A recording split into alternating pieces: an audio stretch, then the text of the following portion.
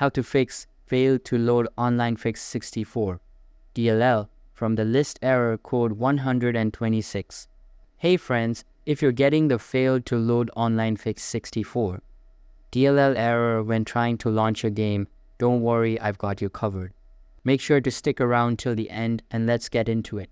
First, if you've got any third-party antivirus like Avast, AVG, or Norton installed, go ahead and completely uninstall them for now.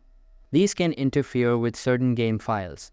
Next, open Windows Security on your PC. Go to the Windows search bar and type Windows Security.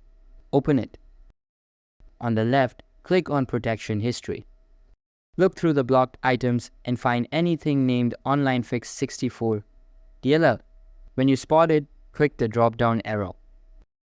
Go to Actions and select Allow on Device or turn it on. To prevent this from happening again, go back to Virus and Threat Protection. Scroll down to Manage Settings and open it. Here, scroll again to click Add or Remove Exclusions. Now hit the plus sign.